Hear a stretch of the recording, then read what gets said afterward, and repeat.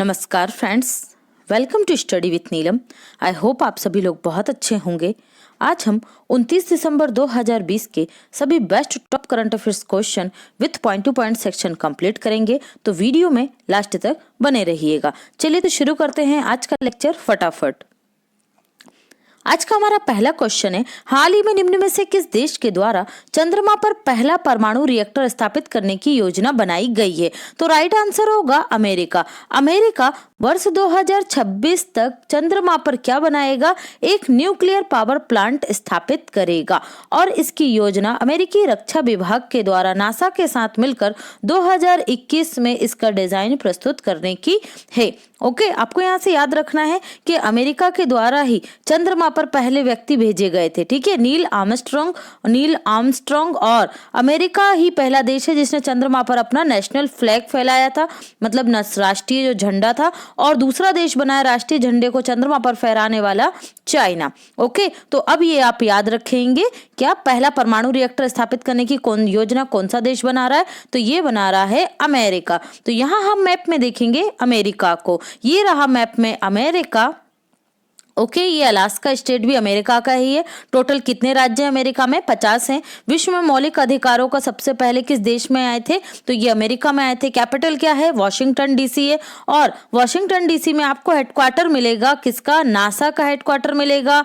World अंतरराष्ट्रीय monetary fund या international monetary fund का मिलेगा। और वर्ल्ड बैंक का हेडक्वार्टर भी आपको वॉशिंगटन डीसी में ही मिलेगा। इसके नए राष्ट्रपति कौन बन गए हैं? तो जो बाइडेन बन गए। किस क्रम के हैं? 46वें क्रम के। और पहली महिला उपराष्ट्रपति कौन बनी है? तो ये बन गई है कमला हैरिस। और इन दोनों को ही, जो बाइडेन और कमला हैरिस को, टाइम मैगजीन ने पर्सन ऑफ द ईयर चुना है। ठीक है, 2020 में। तो ये आप याद रखेंगे अमेरिका से। नेक्स्ट क्वेश्चन देखते हैं, हाल ही में निम्न में से किस देश के द्वारा स्वयं को कार्बन मुक्त करने के लिए हरित विकास योजना बनाई गई तथा कब तक कार्बन मुक्त करने का लक्ष्य रखा है? तो राइट आंसर होगा यहाँ पर हमारा जापान। जापान स्वयं को वर्ष 2050 तक, कब तक? वर्ष 2050 तक स्वयं को क्या कर लेगा? कार्बन मुक्त कर लेगा। तो ये लंबी योजना है, किसके द्वारा बनाई गई है? जापान के द्वारा बनाई गई है। आपको याद होगा कि अभी अमेरिका के जो राष्ट्रपति हैं, कौन है? Donald Trump. इन्होंने क्वाड देशों को, मतलब फ्रांस के राष्ट्रपति को, भारत के प्रधानमंत्री को और जापान के प्रधानमंत्री को लीजन ऑफ मेरिट अवार्ड से सम्मानित किया है। ओके, जापान की कैपिटल क्या है? तो ये है टोक्यो। और टोक्यो में होंगे 2021 के ओलंपिक गेम्स। तो ये भी आप याद रखेंगे। करेंसी क्या है यहाँ की? तो करेंसी है जापान की येन। ओके, हम मैप में देखते हैं जापान को। तो ये रहा मैप में जापान। ओके, इसके 4 बड़े द्वीप हैं, शिको, होन्शु, हिकाडो। इन 4 द्वीपों पर ही क्या बसता है? जापान पूरा बसता है। तो ये आप याद रखेंगे। और यहाँ की संसद को क्या कहा जाता है? तो जापान की संसद को कहा जाता है डाइट। ये क्वेश्चन बहुत आता है, तो आप इसे याद रखेंगे। आप मुझे कमेंट सेक्शन में बताएंगे कि जापान के नए प्रधानमंत्री कौन बने हैं। नेक्स्ट क्वेश्चन देखते हैं, हाल ही में चर्चा में रहा मानिक चंद्र वाजपेयी राष्ट्रीय पत्रकारिता पुरस्कार किस राज्य सरकार द्वारा पुनः प्रारंभ किया गया है? तो राइट आंसर होगा मध्य प्रदेश सरकार। मध्य प्रदेश सरकार के द्वारा मानिक चंद्र वाजपेयी पत्रकारिता के क्षेत्र में दिया जाने वाला एक महत्वपूर्ण पुरस्कार था, जिसे कुछ समय के लिए बंद कर दिया गया था। अब इसे पुनः प्रारंभ कर दिया गया है मध्य प्रदेश सरकार के द्वारा। तो मध्य प्रदेश के मुख्यमंत्री कौन है? शिवराज सिंह चौहान है। राज्यपाल कौन है? आनंदीबेन पटेल। कैपिटल क्या है? भोपाल है। तो ये आप याद रखेंगे। और अभी हाल ही में हमने पढ़ा था कि मध्य प्रदेश का जो बांधवगढ़ राष्ट्रीय उद्यान है, बांधवगढ़ टाइगर रिजर्व है, यहाँ पर देश की पहली हॉट एयर बलून सफारी प्रारंभ की गई है। मध्य प्रदेश के ग्वालियर और ओरछा को यूनेस्को के विश्व विरासत शहरों की सूची में शामिल किया गया है। गौ माता टैक्स लगाने वाला देश का पहला राज्य मध्य प्रदेश है। गो कैबिनेट का गठन करने वाला पहला राज्य भी मध्य प्रदेश ही है। तो ये इतने पॉइंट आप मध्य प्रदेश से याद रखेंगे। नेक्स्ट देखते हैं, हाल ही में समाचारों में चर्चा में रहा national common mobility card Bharat में पहली बार किस वर्ष लॉन्च किया गया था? तो नेशनल मोबिलिटी कार्ड जो है ये लॉन्च किया गया था पहली बार 2000 2019 में।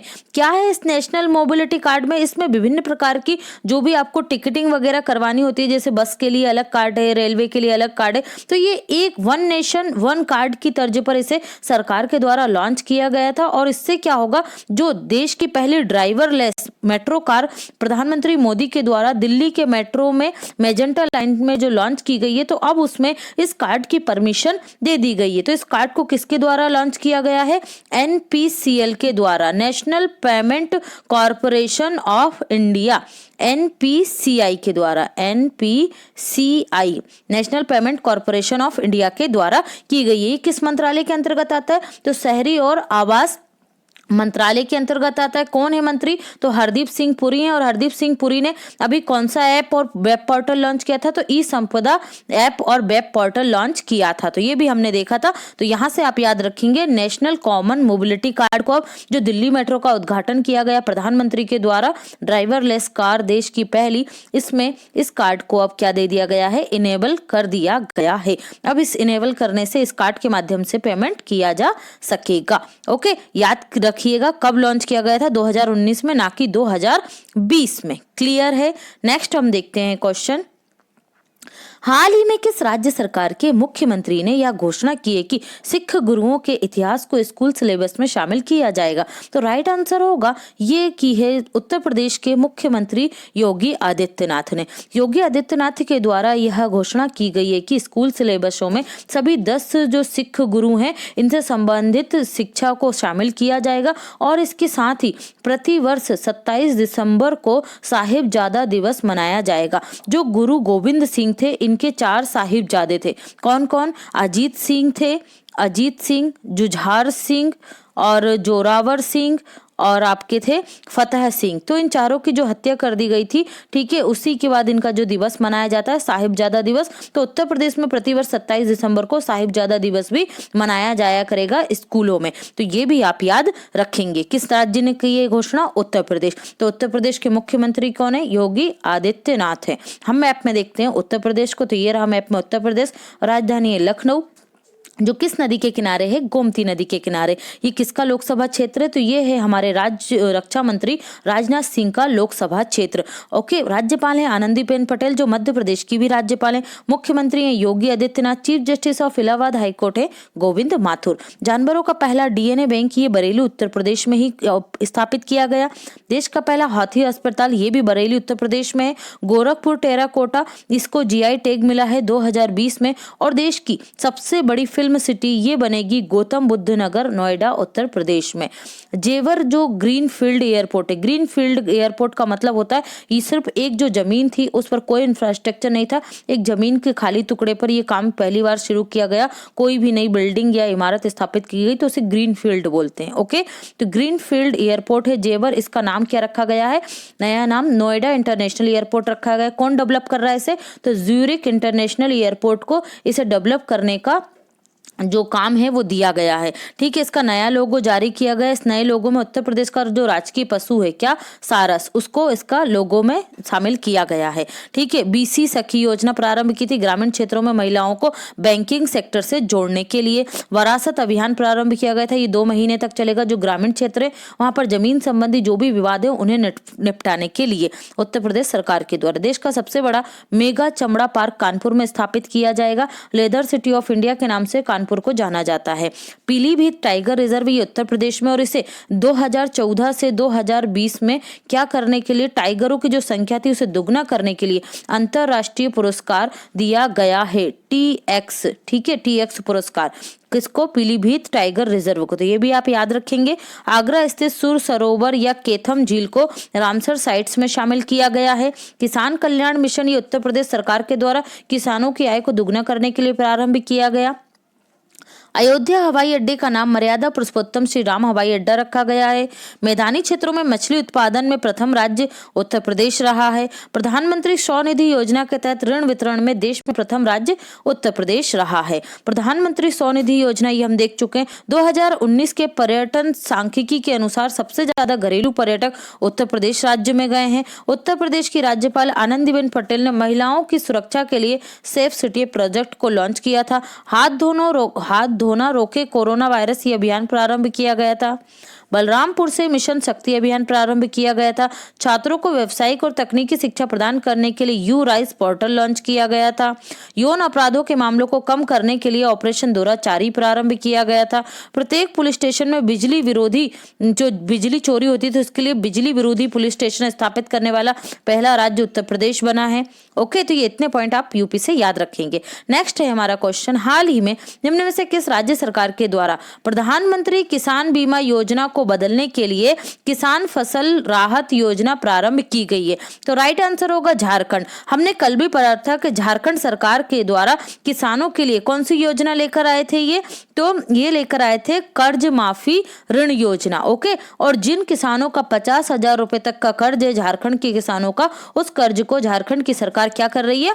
माफ कर रही है। ओके, तो अब इन्होंने प्रधानमंत्री फसल बीमा योजना जो थी उसके आधार पर कौन सी लेकर आए? किसान फसल राहत योजना झारखंड के किसानों के लिए। और झारखंड की सरकार को भी 1 साल हो गया। कौन है झारखंड के मुख्यमंत्री? तो ये हैं हेमंत सोरेन। ओके, और यहाँ के जो राज्यपाल हैं वो कौन है? द्रौपदी मुर्मू। और यहाँ की कैपिटल क्या है? रांची। ठीक है, रांची है। तो ये भी आप याद रखेंगे। नेक्स्ट हम देखते हैं, हाल ही में चर्चा में रहा सोलर विंड हैक का प्रभाव किस देश में हुआ? तो ये राइट आंसर होगा अमेरिका। देखिए ये क्या है? एक साइबर अटैक था अमेरिका में, जिसमें बड़े स्तर पर अमेरिकी जो सरकारी विभाग है वहां के ईमेल्स और बड़े स्तर पर यहाँ की जो डाटा था, जो खुफिया डाटा था, उसकी चोरी हुई है इसमें। तो ये आप याद रखेंगे, सोलर विंड हैक का प्रभाव जो साइबर अटैक है ये कहाँ हुआ? अमेरिका में। ओके, अभी अनुमान लगाया जा रहा है कि ये रूस ने किया है, लेकिन इसकी कोई भी कंफर्मेशन रिपोर्ट नहीं आई है। तो आप बस ध्यान रखिएगा ये अटैक कहाँ पर हुआ है? अमेरिका में हुआ है। नेक्स्ट हम देखते हैं क्वेश्चन हमारा, हाल ही में भारतीय सेना प्रमुख जनरल एमएम नरवणे सैन्य संबंधों को बढ़ावा देने के प्रयासों में किस देश के लिए रवाना हुए हैं? तो राइट आंसर होगा दक्षिण कोरिया। ठीक है, दक्षिण कोरिया के साथ भारत अपने क्या करेगा? ये यहाँ पर जो लाइन है ये ऊपर है उत्तर कोरिया, नीचे है दक्षिण कोरिया। तो दक्षिण कोरिया रवाना हुए। देखिए इससे पहले हमारे जो आर्मी चीफ होते थे वो किसी देश की विजिट नहीं करते थे, वो सिर्फ किस पर फोकस करते थे? आर्मी के जो इंटरनल मामले होते थे या आंतरिक सुरक्षा होती थी देश की, उसी पर कुछ भी करते थे। कोई भी सभा सम्मेलन आना जाना ये होता था। लेकिन अब इन्होंने शुरू कर दिए दूसरे देशों की विजिट। जैसे हम लोगों ने देखा था कि ये अक्टूबर नवंबर में कहाँ गए थे? यूएई और सऊदी अरब की यात्रा करने पर भी गए थे। यूएई और सऊदी अरब। और अब गए हैं ये कहां पर? साउथ कोरिया में। कौन? General MM Naravane. तो वहां पर इनको यूएई में क्या दिया गया था? गार्ड ऑफ ऑनर भी दिया गया था। तो ये हैं दक्षिण कोरिया में गए हैं। ठीक है, तो हम देख लेते हैं दक्षिण कोरिया को मैप में। ये रहा दक्षिण कोरिया। कैपिटल क्या है इसकी? सियोल है। क्या है कैपिटल? सियोल है। और करेंसी क्या है? वॉन है। करेंसी क्या है? वॉन है। तो ये आप याद रखेंगे। ओके, देखिए ये नॉर्थ कोरिया और साउथ कोरिया ये दो देश हैं। इन दोनों के मध्य जो इन दोनों देशों को अलग करती है वो कौन सी पैरेलल लाइन है? तो वो है 38वीं समानांतर रेखा, जो किस किस को अलग करती है? नॉर्थ कोरिया और साउथ कोरिया को। इस देश का सिर्फ एकमात्र पड़ोसी देश कौन सा है? नॉर्थ कोरिया है। तो ये मैप से आप याद रखिए, क्योंकि इस तरीके के क्वेश्चन आ सकते हैं कि अब ये साउथ कोरिया क्या है? करंट में चर्चा में है। तो ये पूछा जा सकता है कि इसके पड़ोसी देश कौन से नहीं है। तो सिर्फ आपको जो है वो याद रखना है, नॉर्थ कोरिया। क्लियर है? अगला क्वेश्चन देखते हैं, हाल ही में आईसीसी ने निम्न में से किस क्रिकेटर को आईसीसी दशक का सर्वश्रेष्ठ पुरुष क्रिकेटर घोषित किया है? ठीक है, तो राइट आंसर होगा यहाँ पर हमारा किसको? विराट कोहली को। विराट कोहली को चुना गया है 2010 से लेकर 2020 तक के डिकेड, मतलब दशक 10 सालों का। ठीक है, 2010 से 2020 तक के डिकेड का सर्वश्रेष्ठ पुरुष क्रिकेटर तो ये कौन है? विराट कोहली को चुना गया। इसके साथ ही ने ओडीआई मेंस क्रिकेटर, ठीक है, ODI men's cricketer one day cricketer में कौन चुने गए हैं? महेंद्र सिंह धोनी। इसके साथ ही विराट कोहली, इसके साथ ही जो महेंद्र सिंह धोनी है, महेंद्र सिंह धोनी को चुना गया है spirit of cricketer award of the decade. Okay, मतलब 10 वर्षों में spirit of the cricketer award किसको चुना गया है? महेंद्र सिंह धोनी को। इसी तरीके से महिलाओं में award of the decade women's T20 में चुनी गई हैं एलिस पेरी। Ellyse Perry. कहाँ से हैं ये? ऑस्ट्रेलिया से हैं। आईसीसी के जो डिकेड के अवार्ड दिए गए उसकी लिस्ट हम एक बार देख लेते हैं यहाँ पर। ये आप इसका स्क्रीनशॉट ले सकते हैं। ICC spirit of the year Mahendra Singh Dhoni चुने गए हैं। आईसीसी मेंस अवार्ड में sir Garfield Sobers award ICC men's male cricketer of the year ये डिकेड के चुने गए हैं विराट कोहली भारत से। Men's one day cricketer of the decade चुने गए विराट कोहली भारत से। तो क्रिकेटर और ओडीआई में दोनों में विराट कोहली है, याद रखिएगा, कंफ्यूज मत होइएगा। ICC T20 cricketer of the decade चुने गए राशिद खान, ये कहां से हैं? अफगानिस्तान से। ICC men's test cricketer of the year कौन चुने गए? स्टीव स्मिथ, ये हैं ऑस्ट्रेलिया से। आईसीसी मेंस के associate the cricket of the decade चुने गए काइली कोइजर, ये हैं स्कॉटलैंड से। वुमेन्स अवार्ड में है Rachael Heyhoe Flint award for ICC female cricketer of the decade Ellyse Perry Australia. ICC women one day cricketer of the decade तो ये हैं एलिस पेरी ऑस्ट्रेलिया।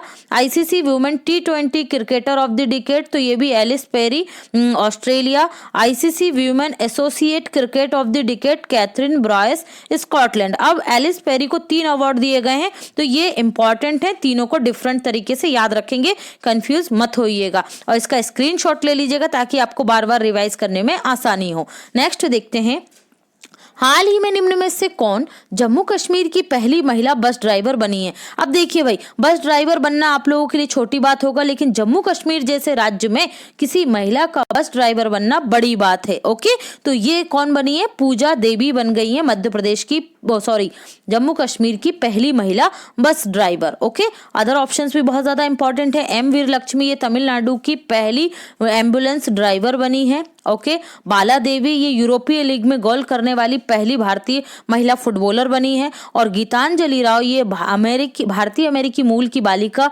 और आविष्कारक हैं। इन्हें टाइम मैगजीन ने पहली किड ऑफ द ईयर चुना है। ओके, तो ये भी आप याद रखेंगे। नेक्स्ट है जम्मू कश्मीर, ये मैप में देख लीजिए, ये है यूनियन टेरिटरी बन गए हैं 2। ठीक है, आप मुझे कमेंट सेक्शन में बताएंगे कि लद्दाख और जम्मू कश्मीर किस तारीख से यूनियन टेरिटरी बन गए हैं या केंद्र शासित प्रदेश बने हैं। ठीक है, तो जम्मू कश्मीर के उपराज्यपाल वर्तमान में कौन है? तो ये है मनोज सिन्हा। कौन है? मनोज सिन्हा। इनके प्रधान सचिव बने नितेश्वर कुमार। जम्मू कश्मीर के नए अभी चुनाव आयुक्त बने के शर्मा। और सेहत स्वास्थ्य बीमा योजना को जम्मू कश्मीर में प्रधानमंत्री मोदी के द्वारा लॉन्च किया गया है। जीआई टैग मिला है कश्मीरी केसर को। तो ये इतने पॉइंट आप जम्मू कश्मीर से याद रखेंगे। नेक्स्ट, अगर आप स्टडी विथ नीलम चैनल पे पहली बार आए तो फ्रेंड्स फटाफट से चैनल को सब्सक्राइब कर लीजिए, वीडियो को लाइक कीजिए अगर कंटेंट आपको पसंद आता है, जिससे चैनल को सपोर्ट मिलता है। लाइक, शेयर एंड सब्सक्राइब करना बिल्कुल ना भूले। चलिए तो शुरू करते हैं point two point section. ICC द्वारा घोषित दशक की पुरुष वनडे टीम का कप्तान किसे घोषित किया गया है? तो एमएस धोनी को घोषित किया गया है। किस देश ने भारत द्वारा भेंट की गई पनडुब्बी आईएनएस सिंधुवीर को कमीशन किया है? मोस्ट इंपॉर्टेंट क्वेश्चन है म्यांमार को। ये क्वेश्चन आपके एग्जाम में जरूर आने वाला है, याद रख लीजिए इसे।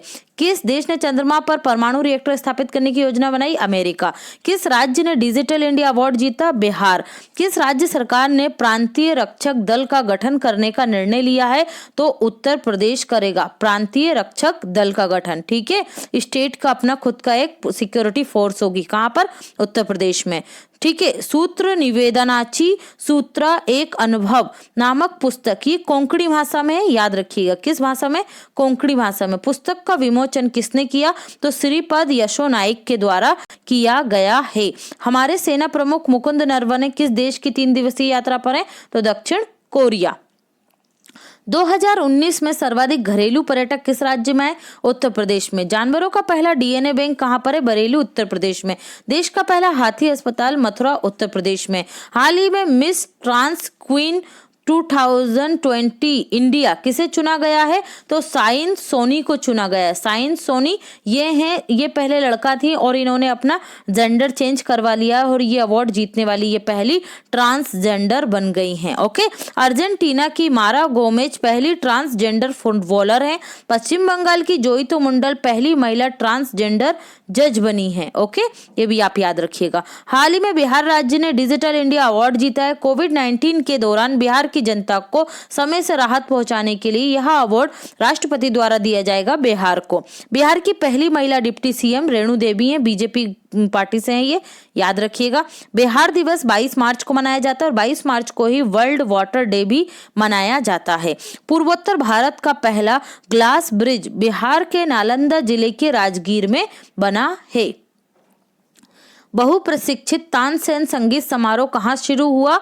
ग्वालियर में। और संतूर वादक जो है सतीश व्यास, पंडित सतीश व्यास को दिया जाएगा 2020 का तानसेन पुरस्कार और 2 लाख रुपए इनको प्राइज मनी मिलेगी और एक प्रशस्ति पत्र मिलेगा। कौन सी सरकार देती है ये पुरस्कार?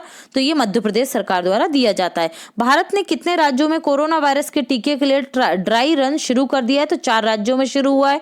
भारत ने किस देश के साथ स्वास्थ्य और चिकित्सा सहयोग का समर्थन करने के लिए समझौता किया? इजराइल के साथ। भारत दुनिया का पहला देश बन गया है जिसने 8 समुद्र तटों के लिए ब्लू फ्लैग प्रमाण पत्र एक साथ प्राप्त किए हैं। कौन देता है ये ब्लू फ्लैग प्रमाण पत्र? तो ये देता है नॉर्वे में स्थित है फाउंडेशन फॉर एनवायरमेंटल एजुकेशन के द्वारा। देखिए, ब्लू फ्लैग प्राप्त करने का मतलब ये है कि ये समुद्र तट क्या है, तो पर्यावरण की दृष्टि से सबसे ज्यादा स्वच्छ है और यहाँ पर क्या आएंगे, ज्यादा पर्यटक आते हैं। हाल ही में भारत और वियतनाम के मध्य दक्षिण चीन सागर में संयुक्त सैन्य अभ्यास पासेक से शुरू हुआ है। देखिए, पासेक नाम से ही हम लोगों ने एक्सरसाइज किस किस के साथ की है? तो ये ऑस्ट्रेलिया के साथ हुई है, जापान के साथ हुई है और अमेरिका के साथ भी हुई है और रूस के साथ भी हुई है। तो आप याद रखेंगे अलग से। ओके, तो आयोजित की गई अभी किसके साथ? वियतनाम के साथ। वियतनाम की कैपिटल क्या है? हनोई। करेंसी क्या है वियतनाम की? डोंग है। हाल ही में रोमानिया के नए प्रधानमंत्री कौन बने? तो फ्लोरिन सिटू बने हैं ठीक है। और इसकी राजधानी क्या है रोमानिया की? बुखारेस्ट है। यहाँ पर फिल्म इंडस्ट्रीज जो है हमारी, उसकी बहुत सारी फिल्मों की शूटिंग होती है बुखारेस्ट में। मुद्रा क्या है रोमानिया की? ल्यू है। और रोमानिया में भारतीय राजदूत कौन है? राहुल श्रीवास्तव हैं। आईएमएफ में शामिल होने वाला 190वां देश कौन सा बन गया है? तो अंडोरा बन गया, अफ्रीकी देश है। किसने हम शहरी शिक्षा नीति में सुधार के लिए पैनल का गठन किया? तो नीति आयोग के द्वारा गठित किया गया है। किस राज्य सरकार ने स्वास्थ्य सुरक्षा अभियान चलाने की घोषणा की है? छत्तीसगढ़ सरकार चलाएगी। टोयोटा किर्लोस्कर मोटर्स ने किस बैंक के साथ समझौता किया है? तो राइट आंसर होगा बैंक ऑफ बड़ौदा के साथ। किस राज्य सरकार ने नई औद्योगिक नीति 2020 से 2025 की घोषणा की है? कर्नाटक सरकार की। भारत में किस रेलवे जोन ने बैग ऑन व्हील्स शुरू की है? तो उत्तर रेलवे जोन के द्वारा शुरू की गई। कितने रेलवे जोन है वर्तमान में? कुल 18 रेलवे जोन है, याद रखिएगा ये। नेक्स्ट क्वेश्चन है हमारा, नाटो ने किस देश में अंतरिक्ष केंद्र स्थापित करने पर सहमति व्यक्त की है? तो जर्मनी। नाटो का फुल फॉर्म क्या है? North Atlantic Treaty Organisation. ये कहां पर करेगा अपना संयुक्त अंतरिक्ष केंद्र स्थापित? जर्मनी में। भारत को कितने साल बाद ILO इंटरनेशनल लेबर ऑर्गेनाइजेशन की गवर्निंग बॉडी के चेयरमैनशिप मिली है? 35 साल बाद। ठीक है, इंटरनेशनल लेबर ऑर्गेनाइजेशन 35 साल बाद मिली है, इंपॉर्टेंट है। किस बैंक ने 129 करोड़ रुपए का शुद्ध लाभ दर्ज किया है? तो यस बैंक ने। किस देश ने चीन से कोविड-19 के टीके खरीद को खारिज कर दिया है? ब्राजील ने कर दिया है। अल्सन अल्टोरा आइवरी कोस्ट के नए राष्ट्रपति बने हैं। जॉन मुगुफुली तंजानिया के नए राष्ट्रपति बने हैं। मिया सेंडू माल्डोवा की पहली महिला राष्ट्रपति बनी है। BCCI के अनुसार वर्ष 2022 से IPL में 8 के स्थान पर 10 टीमें क्या करेंगी? खेलेंगी। हालांकि 2011 में 10 टीमें थी, लेकिन 2 टीमें इसमें से हट गई थी, तो ये 8 टीमें थी। अभी जो 2020 में हुआ है, कौन सा था IPL का? 13वां संस्करण। कहाँ हुआ इसका आयोजन? अबू धाबी में। कौन सी टीम जीती? मुंबई इंडियंस ने जीता था। ओके, तो ये भी आप याद रखेंगे। हाल ही में जारी रिपोर्ट के अनुसार 100 BFSI फॉर्मों में से कौन शीर्ष पर रही है? तो HDFC बैंक शीर्ष पर रही है। झटपट प्रोसेसिंग नामक एक नई पहल किसने शुरू की है? तो भारतीय आयकर विभाग के द्वारा ये प्रारंभ की गई है। ईज ऑफ डूइंग बिजनेस को सफलतापूर्वक पूरा करने वाला देश का 6ठा राज्य राजस्थान बना है। किस शहर में 2 ट्राइब्स इंडिया शोरूम का उद्घाटन किया गया? तो ग्वालियर और कोलकाता में। इंपॉर्टेंट पॉइंट है, याद रखिएगा। कौन सी कंपनी पूर्वोत्तर क्षेत्रीय विद्युत व्यवस्था सुधार परियोजना को लागू कर रही है? तो पावर ग्रिड कर रही है। किस राज्य के उच्च न्यायालय में ई सेवा केंद्र का उद्घाटन किया गया? त्रिपुरा में। किस देश के पूर्व बल्लेबाज जॉन एड्रिक का हाल ही में निधन हो गया? इंग्लैंड। भारत के सबसे बड़े हॉकी स्टेडियम की स्थापना कहाँ की जाएगी? ओडिशा में। किस शहर में आर्या राजेंद्रन भारत की सबसे कम उम्र की मेयर बनेंगी? तिरुवनंतपुरम में। किस राज्य सरकार ने PR इनसाइट नामक एक मोबाइल ऐप और वेब पोर्टल लॉन्च किया? तो पंजाब सरकार के द्वारा लॉन्च किया गया है। ओके फ्रेंड्स, कल आपसे पूछा गया था हाल ही में सौकर वेटलैंड कॉम्प्लेक्स को 42वीं रामसर साइट के रूप में जोड़ा गया है, ये कहाँ स्थित है? तो राइट आंसर दिया गया था शिवानी पवार के द्वारा और राइट आंसर है लद्दाख में है। ओके फ्रेंड्स, आप लोग सभी आंसर कीजिए, अच्छा लगता है आप लोग आंसर करते हैं। तो आज का क्वेश्चन है, हाल ही में देश की पहली लिथियम रिफाइनरी निम्न में से किस राज्य में स्थापित की जा रही है? ये रहे आपके ऑप्शन। आई होप आप सभी लोग आंसर करेंगे। And thanks for watching and God bless you all.